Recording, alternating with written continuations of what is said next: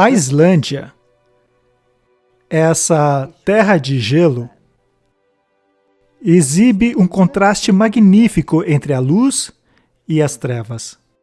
Quando se olha para aquelas planícies negras, para aqueles campos de lavas vulcânicas, para as áreas vulcânicas do planeta e seu denso negror, quando vemos a beleza que emerge dali, com os seus brancos riachos borbulhantes, embranquecidos pelos glaciares de onde se originam, o contraste entre a luz e as trevas, entre a verdade e o engano, é maravilhosamente simbolizado neste lugar.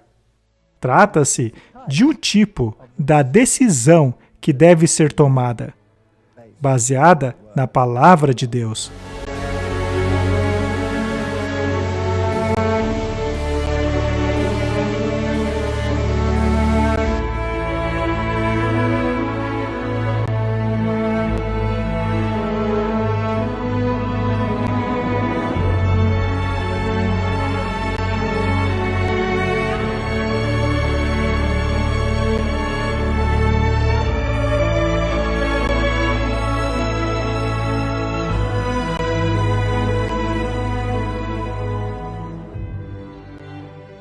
E vi um outro anjo voando pelo meio do céu, que tinha na mão o Evangelho eterno, para proclamar aos que habitam na terra, a toda nação, tribo, língua e povo,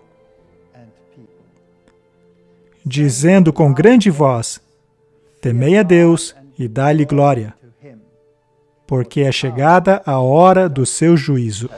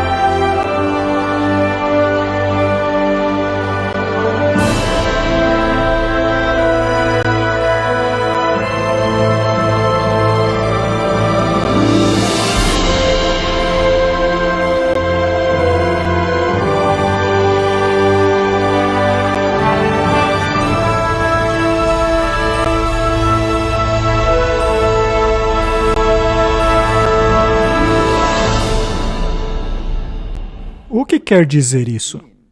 A hora do seu juízo chegou. Vivemos em um período de tumulto neste planeta. Guerras, rumores de guerras, desastres naturais, protestos, ódio. Seria esta uma mensagem relevante para nós hoje? Como ela se encaixa na situação atual? Vamos falar sobre isso.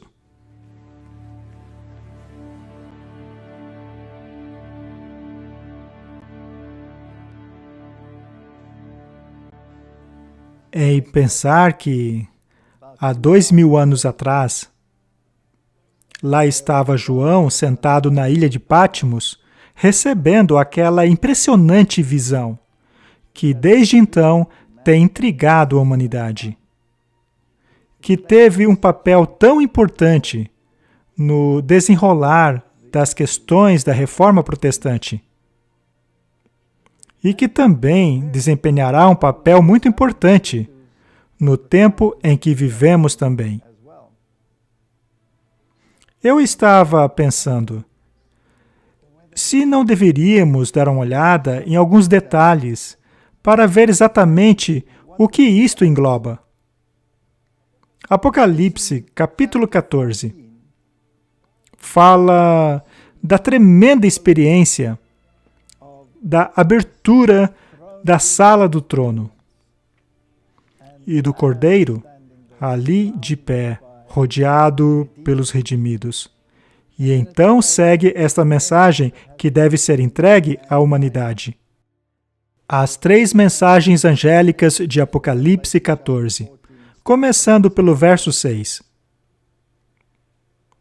E vi um outro anjo voar pelo meio do céu, e tinha o Evangelho eterno para o proclamar aos que habitam sobre a terra, e a toda a nação, tribo, língua e povo. Então, o Evangelho eterno será mais uma vez reavivado. Deve ser pregado para todo o mundo. Esta é uma mensagem universal, utilizada aqui. Toda a nação, tribo, língua e povo. O mundo inteiro deve ser iluminado com a glória destas mensagens. E estas mensagens não são insignificantes, pois são proclamadas com grande voz. Esta é uma mensagem muito importante, uma mensagem épica. Temei a Deus e dai-lhe glória, pois é chegada a hora do seu juízo. Antes de Apocalipse 14, temos naturalmente Apocalipse 13, que identifica os poderes envolvidos nesta última batalha. Temos a besta emergindo do mar, e temos a besta que emerge da terra. E, por definição, uma besta é um reino, é uma entidade política.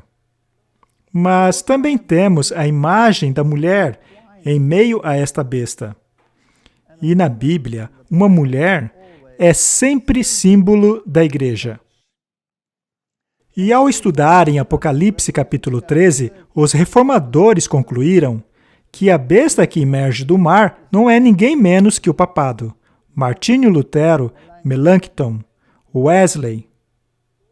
Todos estes reformadores identificaram a besta do mar como sendo o papado.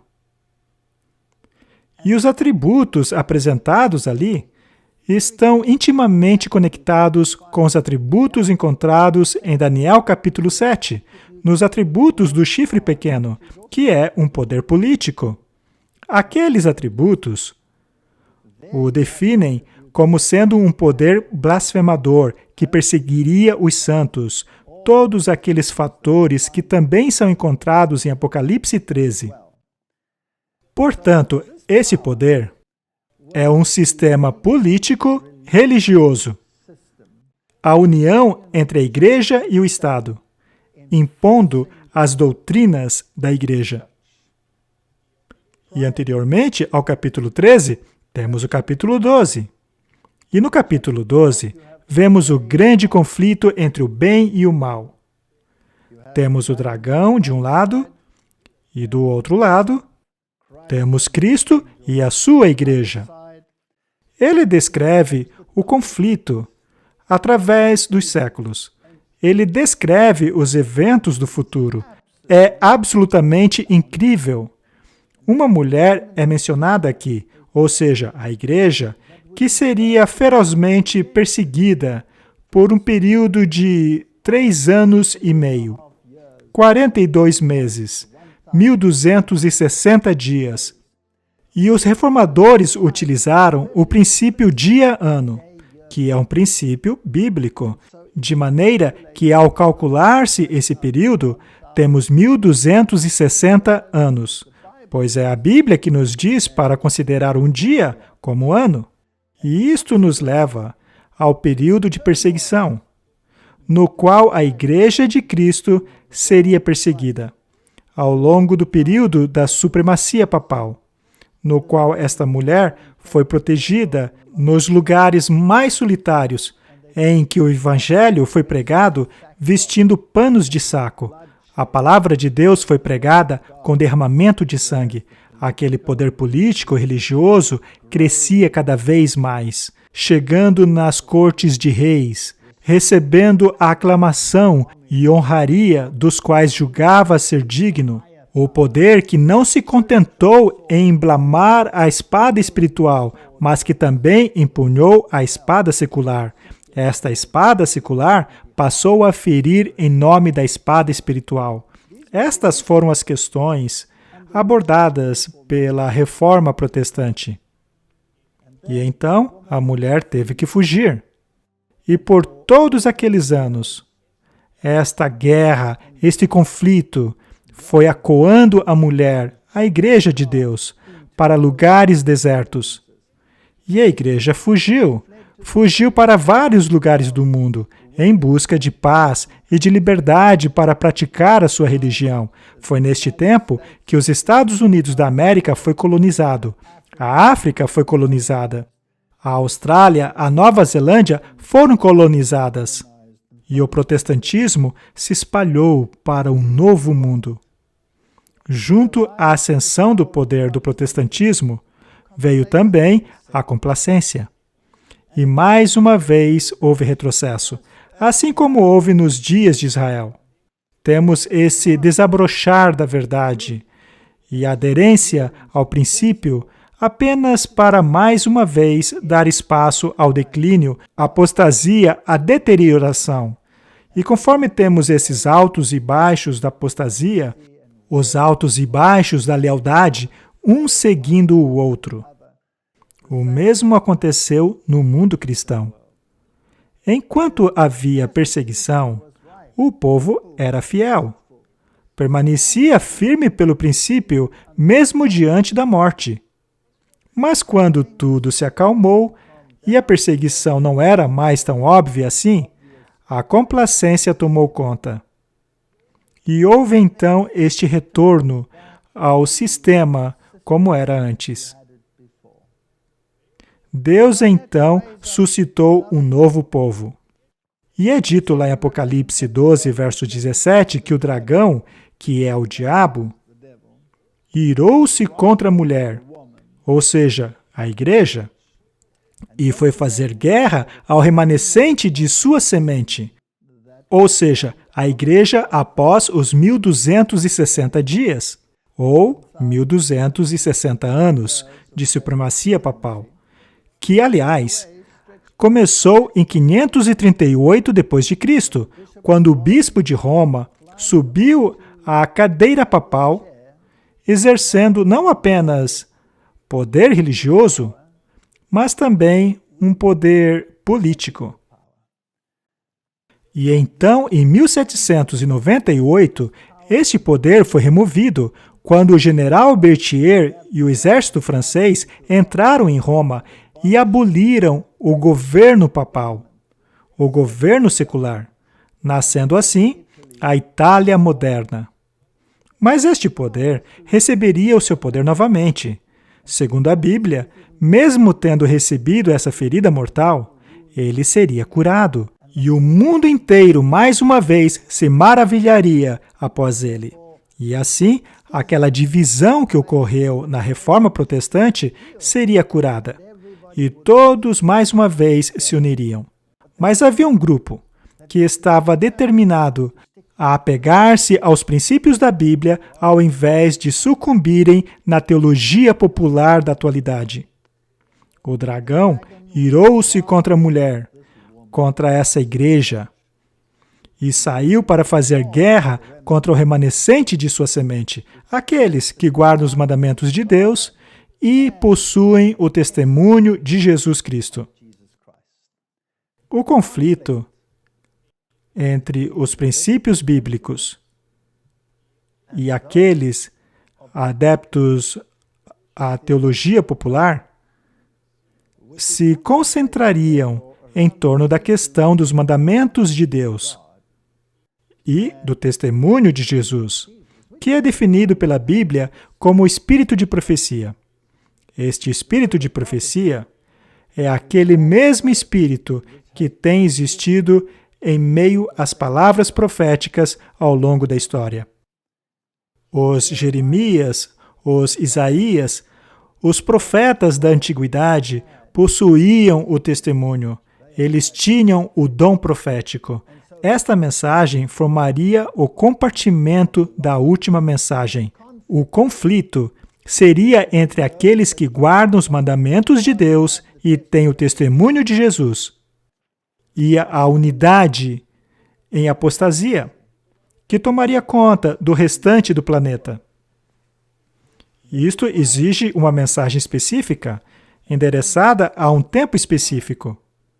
Lá em Apocalipse 14, nós vemos essas 3 mensagens angélicas. Sua abrangência é de impressionar. Leiamos novamente.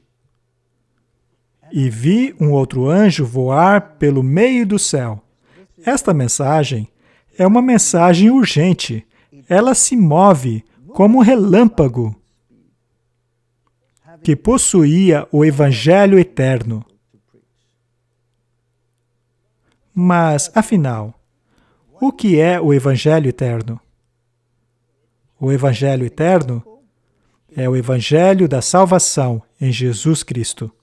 São as boas novas do Messias que viria. E nós sabemos que este Evangelho existiu desde o início. Na verdade, ele foi concebido antes de haver qualquer ser criado neste planeta. Encontramos as suas sementes logo no início com Adão e Eva, na primeira promessa do Messias, em que a inimizade seria entre a semente da mulher e o dragão e sua semente. Este conflito entre os filhos da obediência e da desobediência é observado em Caim e Abel, no qual Abel traz uma oferta que simboliza que a salvação está fora dele mesmo, enquanto Caim diz: não, as obras de minhas mãos satisfarão a divindade. Este conflito que começou ali tem progressivamente se repetido vez após vez na história da humanidade. Mas o Evangelho não mudou. Quando a luz do Evangelho quase desapareceu, quando nas trevas da Idade Média, que a própria história chama de a Idade das Trevas, quando aquela luz foi quase extinta, os reformadores fizeram com que aquela luz mais uma vez brilhasse. Mas que luz foi esta? A salvação se encontra fora de nós. A justificação é pela fé na obra completada pelo Filho de Deus. Nós nos apropriamos da salvação através da fé, pelo agarrar da promessa, ao dependermos de um sacrifício feito fora de nós mesmos. Justificação pela fé, não pelas obras. Este conflito entre a fé e obras, entre as palavras de Romanos e as palavras de Tiago, ocorreu naquele período primitivo do protestantismo. Quando Martinho Lutero descobriu o glorioso evangelho da salvação em Cristo, ele entrou em conflito com o livro de Tiago. Ele o chamou de o evangelho de palha. Mas com o tempo, conforme estudou mais profundamente a questão, ele enxergou a conexão.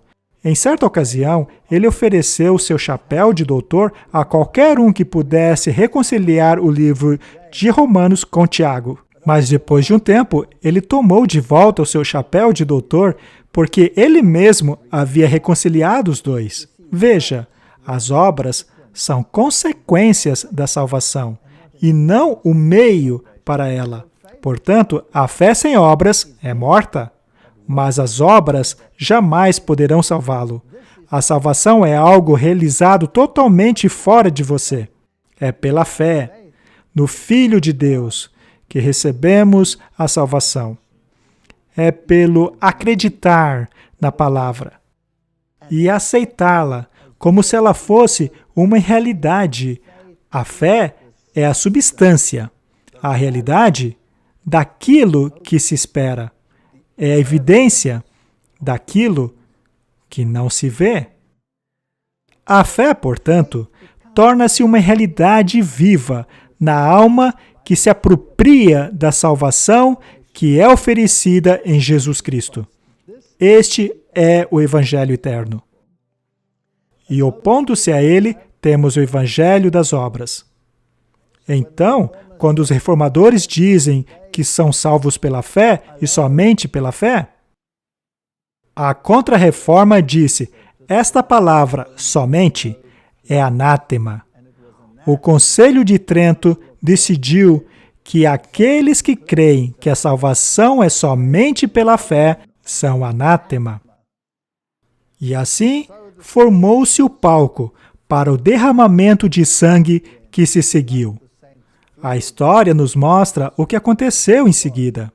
Milhões de pessoas perderam suas vidas porque decidiram-se ou por um lado do Evangelho ou pelo outro lado do Evangelho. Somos salvos pelas obras ou salvos pela fé? Na palavra? Só que hoje, parece que abriram mão disto. Parece que todos acabaram se entendendo. Porque é dito lá, na Declaração Conjunta sobre a Justificação, que o mundo protestante alinhou-se mais uma vez com o mundo católico, finalmente unindo as suas definições, aparentemente, e declararam que juntos confessam que pela graça, apenas nas obras salvíficas de Cristo, somos justificados. Acontece que isto não é a mesma coisa. Afinal, somente pela graça não é a mesma coisa que somente pela fé, pois a graça também pode ser oferecida por outras coisas. O perdão pode vir por outros meios. Nas indulgências, por exemplo, é o sistema papal que dispensa a graça. Ao aliviar a penalidade de pecados já perdoados, que por sua vez deveriam ser pagos em um lugar inventado por eles, chamado de purgatório. Só que o protestantismo não reconhece nada disso, pois estas coisas não estão na Bíblia. Portanto, dizer que somente pela graça não é a mesma coisa que somente pela fé, e as obras salvíficas de Cristo não é a mesma coisa que o sangue do Cordeiro. Veja, o catolicismo ensina que há um tesouro de méritos. E neste tesouro de méritos, das boas obras de Cristo, há também os méritos de Maria, definido pelo catequismo como puros aos olhos de Deus. E não apenas as obras de Maria, mas também as obras dos santos. Então, todos esses méritos estão disponíveis neste tesouro de méritos, e o sistema pode apoderar-se deles por meio do poder da sucessão apostólica através dos papas e oferecido por meio das indulgências, para alívio das punições pelo pecado. Isto é graça. Quando eles dizem por meio das obras, significa, de acordo com o pensamento católico, que as obras de outros também estão inclusas. Mas, segundo o pensamento bíblico, a salvação está somente em Cristo. Não há outro nome por meio do qual somos salvos. Portanto, essa questão entre a fé e obras é a parte central do Evangelho eterno. Desde os tempos de Abel, quando ele levou aquele sacrifício, por meio do qual, pela fé, ele sacrificou o Cordeiro inocente, apontando para o Cordeiro de Deus, que levaria os pecados do mundo, e este sacrifício foi aceito por Deus. Enquanto que Caim trouxe as obras de suas mãos, e este sacrifício não foi aceito. É fascinante que Deus sempre declarou que sua obra é completa, pois afinal, ele descansou após a sua obra de criação, assim como descansou na sepultura após a sua obra de redenção. Portanto, o Evangelho eterno deve mais uma vez ser pregado. Não pode haver concessões. Como disse o próprio Martinho Lutero a respeito da doutrina da justificação, é impossível fazer concessões, pois essa doutrina é pedra angular do Evangelho. E assim como a pedra angular foi rejeitada nos tempos de Jesus, quando o rejeitaram como Messias, esta pedra angular do protestantismo será mais uma vez rejeitada. Ela deve ser pregada para cada nação, tribo, língua e povo. A salvação é pela fé. Pela fé no Filho de Deus, somos salvos pelo sangue do Cordeiro. Clamando com grande voz, temei a Deus e dai-lhe glória. Não glórias às nossas próprias obras, não glória às nossas conquistas, mas glórias a Deus. Pois a hora do seu juízo chegou. O que há de tão especial a respeito da hora do juízo? Ao voltarmos para o sistema judaico, no qual o Evangelho era ilustrado em tipo, por tipos e sombras, o judeu não era salvo pela guarda da lei. Ele precisava trazer o cordeiro e então colocar as suas mãos sobre ele e confessar os seus pecados, de forma que o cordeiro morreria no lugar do pecador. Este é o plano da salvação. Este é o Evangelho eterno. Era pelo sangue do cordeiro que ele recebia o perdão.